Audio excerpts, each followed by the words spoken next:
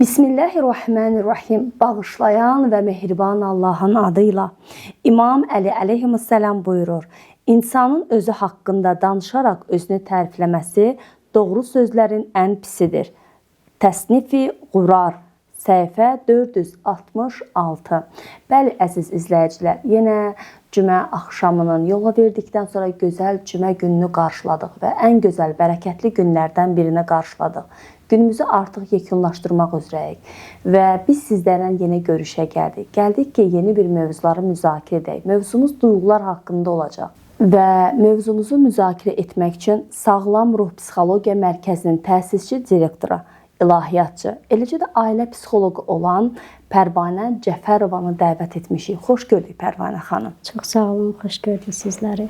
Pərvanə xanım, əvvəlcə də elan elədik ki, artıq duyğular haqqında danışmaq istəyirik. Ümumiyyətlə elə ilk sualımız da belə olsun ki, duyğu nədir? Duyğularımızı necə idarə edək? Buyurun, siz eşidirik. Müsəllə xanım, bəzən olur ki, adi bir söz bizi göz yaşına boğur. Bəzən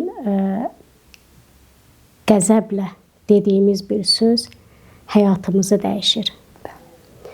Bəzən olur ki, səssiz qalmaq, hər hansı bir hadisəyə qarşı səssiz qalmaq qışqırmaqdan daha ağır gəlir. Bəzən olur, eyni hadisəyə bəziləri təbəssümlə reaksiya verir, bəziləri qəzəblə. Və sual yaranır ki, nə üçün insanlar bəziləri özlərini xoşbəxt, bəziləri isə daim narazıdırlar. Bütün bunların səbəbinə baxanda görürük ki, düşündüyümüzdən daha sadə, lakin daha dərin olan, insan həyatını idarə edən, bəzən gizli düşmən, bəzən də sirli bir dost olan duyğulardır. İnsan duyğularını tanımasa əsl xoşbəxtliyə yetə bilməz. Duyğular insanın həyat hadisələrinə qarşı verdiyi daxili cavabdır. Duyğuları əsasən qəlbin dili adlandırırlar, qəlbin dili sayılır. Duyğular beyində limbik sistem adlanan yerdə yaranır. Ən güclü duyğu mərkəzi də amigdaladır. Əgər duyğular idarə olunmasa, amigdala işə keçir, beyində alarm siqnalı yaradır, siqnalı verir. Aparılan tədqiqatlar göstərir ki, elm sübut edib ki, insan qərarlarının 80-90%-ni duyğuların təsiri ilə verir. Amigdala 0,5 saniyə ərzində qorxu, qəzəb, narahatlıq və s. kimi duyğuları aktiv edir. Stanford Universitetinin araşdırmalarına görə sübut olunub ki, əgər duyğular 6 saniyə içində idarə olunmazsa, nəticədə bədən stres hormonlarını, kortizolu, adrenalini aktiv edir, artırır və 10 dəqiqəlik stres hormonları ifrazına səbəb olur. Yəni 6 saniyəlik gecikməklə bütün günümüzü zəhərə çevirir. Bu da nəinki psixoloji, hətta fiziki olaraq da xəstəliklərə yol açır ki, ürək təzyiqidir, beyin təzyiqidir, ürək problemləridir və s. bu kimi xəstəliklərə yol aça bilir. Amerikalı psixoloq Paul Ekman sübut edib ki, insanda 7 duyğu ki var, onlar əsas universal duyğular sayılır ki, qəzəbdir, kədərdir, narahatlıqdır, iyrənmədir, inamdır və s. bu kimi duyğular universal duyğular sayılır ki, bütün dünya dillərindən asılı olmayaraq ki, ayrı-ayrı dillərdə danışılır insanlar, duyğular isə bütün dillərdə özünü, belə deyək də, üzvə bədəndə eyni göstərir. Yəni elə deyil ki, Amerikalı qəzəblənəndə ayrı cür reaksiya göstərir, Azərbaycanlı qəzəblənəndə ayrı cür göstərir. Yəni bu duyğular eyni cür özünü bədəndə və üzdə göstərir. Həzrət Əli əleyhissalam buyurur, hisslərini tanımayan insan həyatın sərnişinidir. Sükanı öz əlində olmayan gəmi kimidir. Duyğuları idarə edə bilməsək nələr baş verə bilər? Yenə də Həzrət Əlinin bir hədisinə müraciət edirik. Ağa buyurur ki, hisslərini idarə edə bilməyən insan küləyin əsdiyi tərəfə gedən yarpaq kimidir. Əhl-Beyt məktəbinə diqqət eləsək, məktəbində görərik ki, düşüncə və duyğular bir-birini tamamlayan mexanizmdir. Düşüncə təməldir, duyğular isə qüvvət verən hissədir. Düşüncə düz olmasa, duyğular da çaşır və insan səhv yola yönəlir. İmam Sadiq əleyhissalam buyurur, qəzəb insanın ağlını oğurlayar. Ağlı olmayan insan nə özü üçün, nə də başqaları üçün xeyirli bir söz danışar.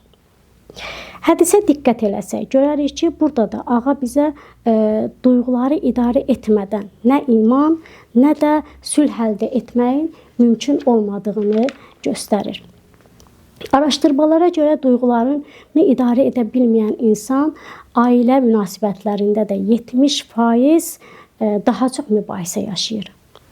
Harvard Universitetinin tədqiqatları göstərir ki, insan duyğularını idarə edə bilsə, immunitet sistemi 50% güclənir.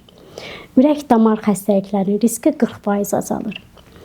Bu barədə Həzrət Əli əleyhissalam 1400 il bundan öncə buyurub ki, duyğularını cilovlayan öz nəfsinə qalib gəlmişdir. Hətta deyilir ki, iş həyatında belə 80% uğur emosional intellektdən asılıdır. Bayaq da qeyd elədik ki, duyğular idarə olunmayanda panik atakdır, depressiyadır, qorxudur, fobiyadır, tənhalıq hissidir, ailə problemlərdir və s. yol açır. İmam Sadiq əleyhissalam buyurur, insan qəlbinin halı dəyişkəndir. Qəlb Allahın diqqət mərkəzidir. Ona görə qəlbini nəzarətdə saxla, yəni qəlbinə nəzarət et. Duyğular Rəbbin bizə göndərdiyi siqnaldır. Onları oxumaq, öyrənmək həyatda ən böyük uğurdur. Psixologiyada belə izah olunur. Əgər qorxu gəldisə, hazır ol deməkdir. Nəsə təhlükə var. Qəzəb gəldisə, hazır ol, sərhədlərini qoru. Və s. İmam Sadiq əleyhissalam bir hədisdə buyurur, qəlbin nidası səni pislikdən qoruyursa, bil ki, Allahın mərhəmətindəsən. Harvard Universitetinin 75 illik araşdırması nəticəsində məlum olub ki, xoşbəxt və uzunömürlü insanların sirri nə var dövlət, nə də gözəllik deyil. Duyğularını idarə etmə bacarığıdır. Həzrət Əli əleyhissalam buyurur, qəzəb atəşdir, onu söndür, yoxsa o səni yandırar. Yaxşı, biz bütün bunları bildik və indi necə etməliyik ki, duyğularımızı idarə edə bilək? Birinci odur ki, duyğularını tanı və onların adını qoy. Qəzəbdir, kədərdir, qorxudur və s.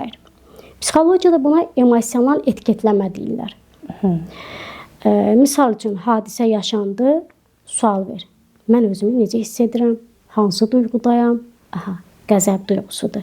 Nə demək istəyir mənə? Artıq adını qoydun. Araşdırmalara görə duyğunun adını qoymaq, duyğunu tanımaq, onun adını qoymaq amigdalanın fəaliyyətini 50% azaldır. İkinci bir məsələ duyğunu rədd eləmə, duyğunu qəbul elə. Çünki duyğunu qəbul etmək lazımdır. İslamda buna təvəkkül deyirlər. İslam dinində bu təvəkkül adlanır. Ki, ya Rəbb, bu duyğunu səndən qəbul edirəm, mənə idarə etmə gücü ver. Duyğunu boğmaq depressiyanı artırır. Qəbul etmək isə şəfa yoludur. İmam Sadiq əleyhissalam buyurur, imtahanlar insanı tərbiyə üçün göndərilir. Qaçma, döz və keç. Həzrət Əli əleyhissalam buyurur ki, duyğunun səbəbi var. O səbəbi axtar, tap və rahatla. Üçüncü bir məsələ təslimdir. Yəni, duyğunu Allaha təslim et. Dua ilə, zikirlə, tövbə ilə. Dördüncü dəyişimdir. Psixologiyada kognitiv terapiya bizə təklif edir ki, elə ki, duyğunu tanıdın, adını qoydun, qəbul etdin və başla dəyişimə. Yəni, o duyğunu tərbiyə et. Necə ki, Həzrət Əli əleyhissalam da buyurur ki, ağıllı insan hisslərini tərbiyə edəndir. Bəli, ümumilikdə Pərvanə xanım vurğuladığınız bu hisslərdə ki, duyğularımızı necə idarə edəcəyik? Siz vurğuladınız, burada ən çox diqqətimi çəkən bu hiss oldu ki, yəni dəyişim etməliyik. Mütləq öz duyğularımızın hansı duyğuya malik olduğumuzu bilməliyik. Qəzəb duyğusu var, yoxsa kin duyğusu var. Bunların hamısını bilmək, bəli, əslində elə dinimiz bizə özü bunları, siz hədislərdə də vurğuladınız İmam Əli əleyhissalamdan ki, bu hədislər belə bizə nə cür addım atmağımızı göstərir ki, biz özümüzü necə idarə etməliyik. Bütün bunların içərisində ümumiyyətlə o zaman belə bir sual ortalığa çıxır. Bəs mənəvi balans ki bizdə yaranacaq, o balansı necə idarə etməliyik? Aha. Gözəl sualdır. Mənəvi balans insanın öz daxili dünyasında sülh və harmoniya yaratmaqdır. Yəni duyğuları, düşüncələri və davranışları arasında uyğunluq tapmaqdır. Balanslı insan həyat hadisələri qarşısında çökmür, panikaya qapılmır, qəzəb patlamaları yaşamır. Bu həm psixologiyanın, həm də dinin əsas məqsədlərindəndir. Alimlər deyir ki, insan beynində balans üçün əsas 3 faktor var. Şuuraltı emosiyalar, amigdala, düşüncə mərkəzi, prefrontal korteks, bədən reaksiyaları, sinir sistemi. Mənəvi balans bu 3 sistem arasında uyğunluq yaratmaqdır. Deyir, düşüncəni dəyişdirmək, duyğuları dəyişdirir, duyğuları dəyişəndə bədən də rahatlaşır. Psixologiyada buna kognitiv reappraisal deyirlər. Yəni, hadisəyə yenidən baxış, yenidən nəzərdən keçirmək, yenidən baxış bucağı ilə baxmaq, fərqli baxış bucağı ilə baxmaq. Bu, duyğuların dəyişməsi üçün bir texnikadır. Misal üçün, həyat yoldaşınız sizə əsəbi halda danladı. Əvvəlki düşüncəniz budur ki, o məni sevmir, mənə hörmət etmir. Nə yaranır? Qəzəb, incilik duyğusu. Amma reappraisal edəndə, yəni yenidən baxış edəndə bu cür düşünürük. O bəlkə də bu gün işdə ağır bir gün keçirdi, gərgindir. Ola bilər ki, mənə yox, öz problemlərinə qəzəblidir. Öz problemlərinə qəzəblənir. Bu zaman yeni bir duyğu yaranır insanda, bağışlanma, anlayış və səbir duyğusu. Həzrət Əli əleyhissalam buyurur ki, bir müsəlmanın başına gələn hər bir hadisə 2 ehtimalladır. Ya bir sınaqdır, ya bir dərsdir. Yəni, insan hadisəyə fərqli gözlə baxanda duyğusunu da dəyişir. Bəqərə surəsi 216-cı ayədə belə bir cümlə işlədilir ki, çox vaxt bir şeyi xoşlamırsınız, halbuki o sizin üçün xeyirlidir. Və çox vaxt bir şeyi xoşlayırsınız, halbuki o sizin üçün pisdir. Allah bilir, siz isə bilmirsiniz. Bu ayə tam kognitiv reappraisal fəlsəfəsini açıqlayır. Hadisəni görünən tərəfinə deyil, hikmət tərəfinə baxmaq lazımdır. Quran mənəvi balansı bizə belə izah eləyir. Qəlblər yalnız Allahı zikr etməklə aramlıq tapar, rahatlıq tapar. Bugün bu ayə elmi baxımdan da öz təsdiqini tapıb. Yenə də Harvard Universitetində edilən bir tədqiqatda sübut olunub ki, gündə 10 dəqiqəlik zikr və təfəkkür beyində xoşbəxtlik hormonları olan oksitosin və serotonin hormonlarını artırır. Və buyurulur ki, La havlə və la quvvətə illə billəh zikri və eləcə də Ali İmran surəsinin 173-cü ayəsində keçən Həsbunəllah və niməli vəkil zikri zikr edilən zaman insan beyni üçün təhlükə siqnalı söndürülür. 2014-cü ildə də aparılan araşdırmalarda sübut olunub ki, dua, meditasiya və təvəkkül insan beynində amigdalanın fəaliyyətini azaldır, prefrontal korteksi gücləndirir. İmam Sadiq əleyhissalam buyurur ki, dua qəlbin aynasıdır. Hər dua bir duyğunu saflaşdırır. Bəli. Həqiqətən də bugünkü mövzu, bugünkü toxunuşlar, məxsusən də İmam Əli əleyhissalamın olan hədislərinə nəzər edərək bir başqa insanı düşünməyə vadar etdi. Belə, deməli, bugünkü gündə də sizlərin duyğular haqqında fikirləriniz mənə elə gəlir, yox, həqiqətən də izləyicilərə çox təsir buraxacaq və sonda istərdik ki, öz sonluq olaraq öz fikirlərinizi deyərdiniz. Buyurun, sizə eşidirik. Sonda onu demək istəyirəm ki, tamaşaçılara unutmayın, duyğular quş kimidir. Amma qəfəsini seçmək sizdən asılıdır. Elə ki, Həzrət Əli əleyhissalam buyurur, insanın ən güclü qalası öz nəfsinə hakim olmasıdır. Nəfsimizə hakim ola bilməyimiz diləyilə Allaha əmanət olun. Bəli, əziz izləyicilər, bugün ailə psixoloqu, eləcə də bizim studiyamızda ən çox sevilən psixoloqlardan biri olan Pərvanə xanım o qədər gözəl toxunuşlar elədi ki, toxunuşlarımız duyğularla başlasa belə İmam Əli əleyhissalamın hədisləri ilə tamamlanırdı. Sanki duyğular bizə çox şey öyrədirdi ki, Əhl-i-Beyt məktəbinə nəzər edək. Çünki bu məktəb özü bizə özümüzdə olan o yaxşı hormonların qalxmasını belə kömək olacaq. Sizlərlə sağollaşırıq. Sağollaşırıq ki, gələn verilişlərdə yenə salam deyək və yenə yeni bir mövzuları müzakirə edək. Sağ olun, salamat qalın. Allah amanında.